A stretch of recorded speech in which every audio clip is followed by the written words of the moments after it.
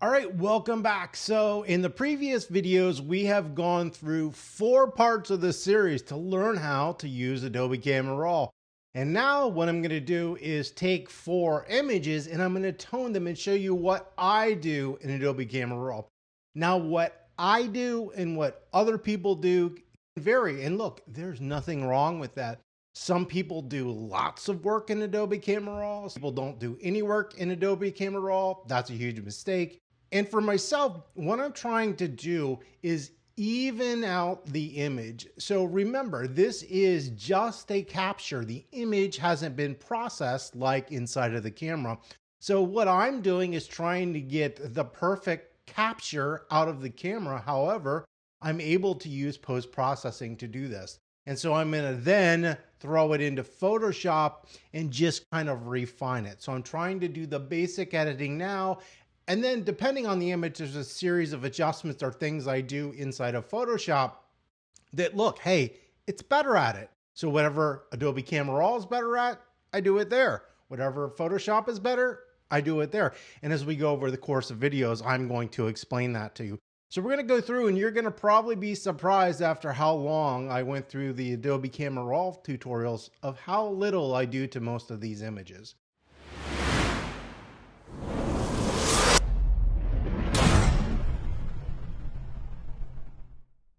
And so I'll try to point out issues just in photos. These are not photos that I've taken. What I see wrong with them and then what I do and why. All right, so we've got this first image and really there's not much that I'm gonna do to it. So the issues here are, yeah, you should never take a photo and have the background in because you're gonna have to clone it or crop it out. That's weird, especially the bottom of the roll with the little A clip down here. But we're not gonna look at that. We're just gonna look at the image. And really this isn't too bad. One of the things that I usually tell people is to tone flat. Yeah, this has nice contrast in it and it makes the image pop. But to bring out shadow areas, it helps if you start out flattening out the image because those dark areas or those bright areas will be easier to either tone down or open up if the image is a little bit flatter. Because you can always, and I do, add that pop back at the end. So let's go ahead and we're going to start with color because I told everybody to start with color. This is a nice colorful image. I'm not going to put it on portrait or anything. It's going to desaturate it. And right here we've got a NAS shot. I can do an auto. It might warm it up a little. Ooh, it made it look horrible. All right. So yeah, that doesn't look good. Actually, the color looks really good on this image. So I'm going to leave it. There's no sense fixing what is perfect. We'll come down here to light. And look, there isn't any adjustment that I really want to do except for lower this contrast a little bit. Because I actually want to brighten her up a little bit, but I don't want to brighten the background up because it's a little bit on the hot side. But that being said, that's all the global adjustments that I'm going to make in this image. So let's go on over here to the little masking icon. We're going to click that and we're simply going to hit select subject. And just like that, AI has selected our subject absolutely perfectly, and we can simply just come on over here to the exposure and brighten that up. And the last thing I'm going to do is just go ahead and open those shadows up. You don't want your shadows to get too dark. You get something called blocking, and that's where blocking means like where something looks two-dimensional, like it's just a big solid block of black. We don't want that. We want to see that subtle detail in her hair and anywhere there's dark shadows. It's still a little bit dark on her, so we're going to go ahead and brighten it up some more. And yeah, that looks better. Another little adjustment. Look at those feet. You'll be surprised. People will hate this photo because her feet's dirty. And she's going to be like, oh, I love that photo, but my foot is dirty. Can you fix that? That would be a pain in the neck to fix. Best thing you could do for this, mop the floor before you take the photos. Little things like that matter in photography. All right, guess what? We're done. I would simply hit open and send that one to Photoshop. Let's go on down to the next image.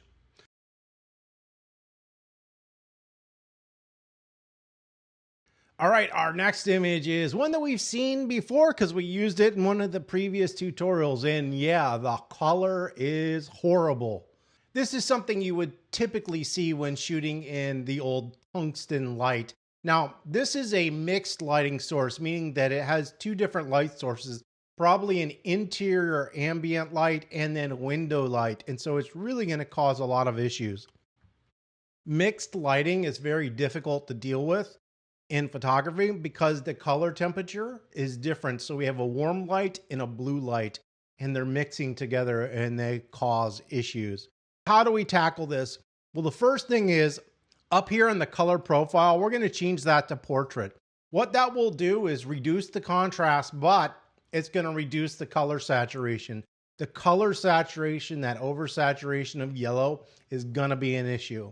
And then we're going to go to color. And this is usually something that's going to fix or get images looking a lot better. So we're going to go to as shot in auto. If you remember in the last one, it looked horrible. This isn't perfect. Look, it's guessing. What happens is it tries to set a white balance and get it neutral. Because we have two light sources, we're getting this kind of really bluish cast to it. And even worse, this magenta color in the face. You do not want magenta in skin tones because it's almost impossible to get rid of. So we're going to come down here to the tint. I'm actually going to shift this towards green a little bit to get rid of that magenta. I don't care about the greenish yellow. I can fix that. And that looks pretty good. So looking at this image, I really am not going to make a global adjustment because it's going to make this area brighter because that's what I want to do is brighten it up. So let's go on over to our little masking icon. Inside of the masking icon, we will select the subject. It's going to perfectly select our subject. Let's just go ahead and brighten her up a little bit. And that looks a little bit better. We're going to open the shadows up a little bit. And that looks pretty good. So we've done that. Now, something to note, whether you're in Adobe Camera Raw or Photoshop or any program, when you brighten images, it shifts the color a little bit. Now in Photoshop, you can use a blending mode of luminance, which I'll show you later, and that will get rid of it. So it's just affecting the brightness. But just note, if you sometimes brighten an oversaturated image up a lot, it can get really yellow or really red. So this looks pretty good. It's not perfect. The last thing that we can take a look at, and we're not going to do it in the selective adjustment because there's really just not a lot of adjustment, is the color mixer. So the color mixer will allow us to shift colors around. So now we've got a color that's a little greenish yellow, and maybe it is orange. So what we can do is we can come in here to the hue and kind of shift that around and see if that makes it look better. It's not making the skin tone look better. It's making it look too red. So we're not going to use that. So I can come in and click on the yellow channel, see if I can shift that a little bit, and that looks a little bit better. We can also desaturate the yellow if we wanted. Look, you're never going to get this perfect because of the two mixed lighting sources. So when I desaturate it, yeah, it's making it more towards the gray. So you have to choose, do you like the gray or the oversaturated? Change the brightness around a little bit as well. But in general, this is pretty good. Now she does have some red in the cheeks. This is where Photoshop comes in because you can do it selectively in a specific area. But if you make red go to the right, it makes it more yellow. So can I shift that a little bit so it's not so blaring and sticking out? Yeah, that looks pretty good. We're going to stop there.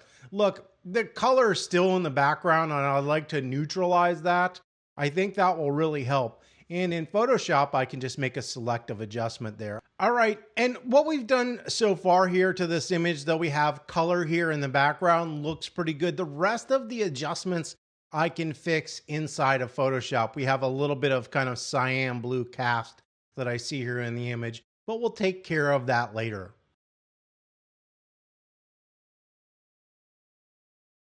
First things first, we are going to go into the main adjustments, and we can come down here to optics, and we'll close the fringe, and we want to go up here, if we remember, to that profile setting, and we're going to click profile corrections. And so this is taking and reading. This was shot with a Sony FE camera. That's the lens, and you'll see it adjust it. So this is what it was before, now. So it's correcting for some of the issues or parallax inside of that lens.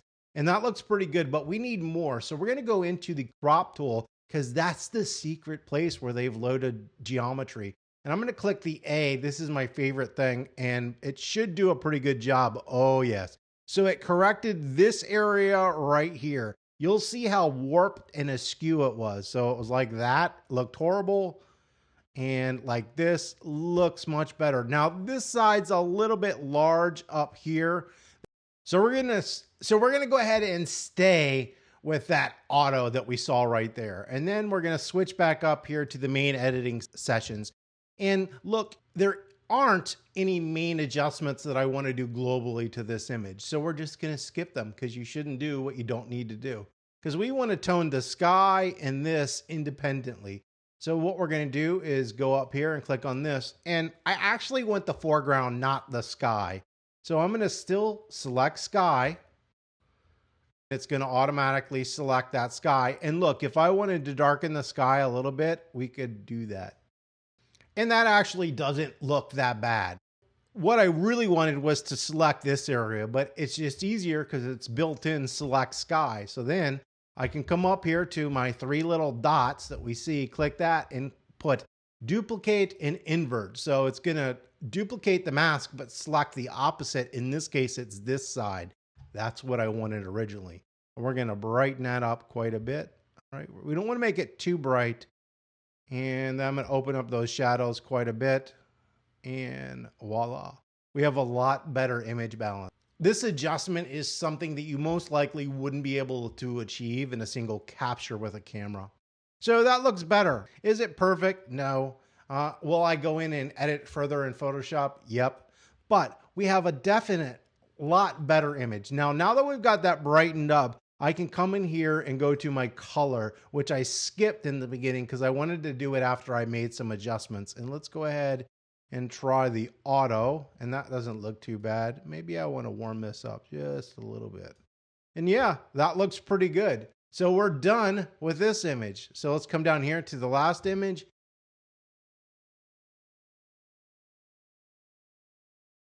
And so skies like this get washed out quite a bit in photography, especially when you have sunsets.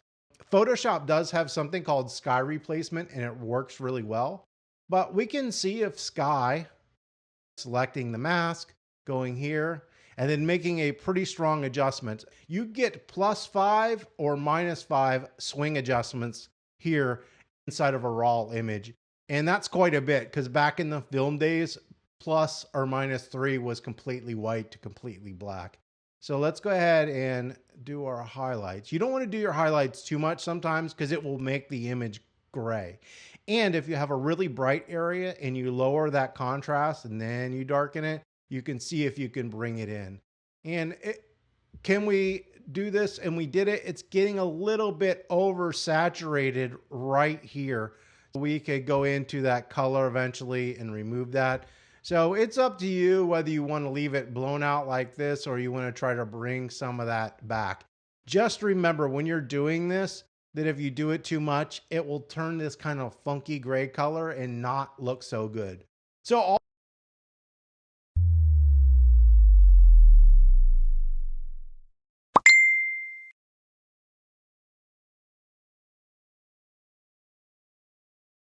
right, so I want to show you guys one last little trick before we go. So I've toned this image and made these adjustments, and I did this the other day when I was doing the tutorial. And so I'm going to go ahead down here and just hit open. It's going to throw it into Adobe Photoshop. And this is a little kind of time saver trick. So if I go back out and I use the Photo Mechanic browser, we're just going to take this picture of this girl and I'm going to throw that into Adobe Camera Raw. And just like that, Adobe Camera Raw has applied the settings from the other image to this image. Now, does this image look great? No, it needs some adjustment.